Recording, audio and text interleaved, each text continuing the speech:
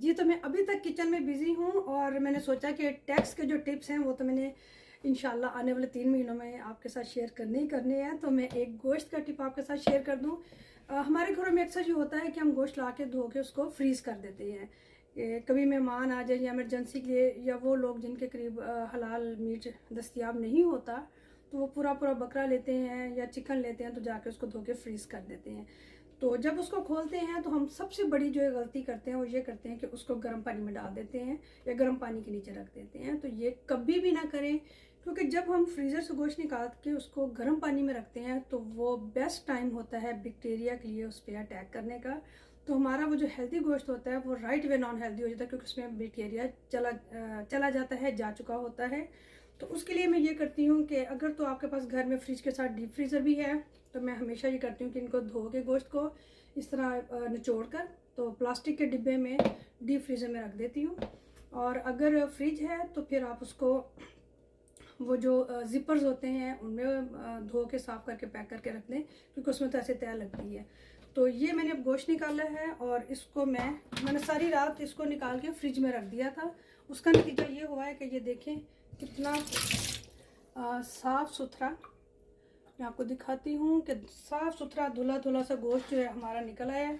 और इसमें कोई ऐसी स्मेल भी नहीं है, कोई ऐसी बर्फ़ भी नहीं रहेगी, क्योंकि निचोड़ के रखा हुआ था और उसमें था प्लास्टिक के डिब्बे में था, तो एक्स्ट्रा उसमें बर्फ़ आई भी नहीं।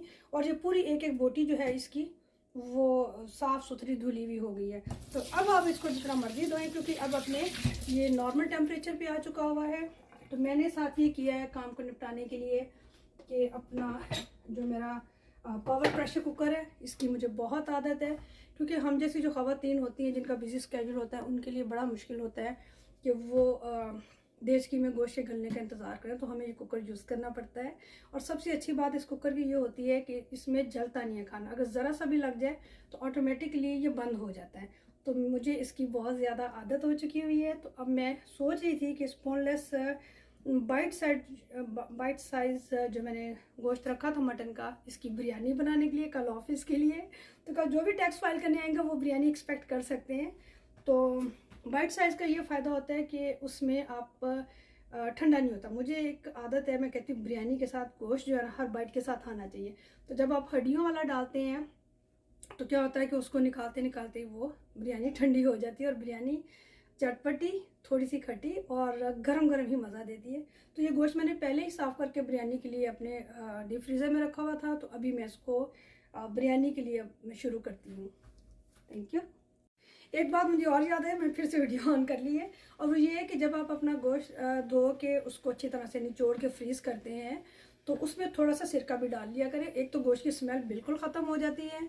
जिन लोगों ने मेरे हाथ का खाना खाया हुआ है वो ये गवाही देंगे कि कभी भी मेरे पके हुए गोश्त से स्मेल नहीं आती, चाहे वो पाए हों या कोई भी किसी भी किस्म का गोश्त हो। तो उसका तरीका ये है कि मैं हमेशा 1-2 चम्मच सिरका जो है उसमें गोश्त अपना भिगो के रखती हूँ एटलीस्ट 15-20 मिनट। और उसमें अगर आप चाहते हैं कि आपके गोश्त का बहुत अच्छा सा रेशा हो, सॉफ्ट सा हो, तो आप उसमें थोड़ा सा नमक और थोड़ी सी चीनी, मेरा टिप हो सकता है आप काफ़ी लोगों को समझ ना आ रहा कि चीनी क्यों डालनी है।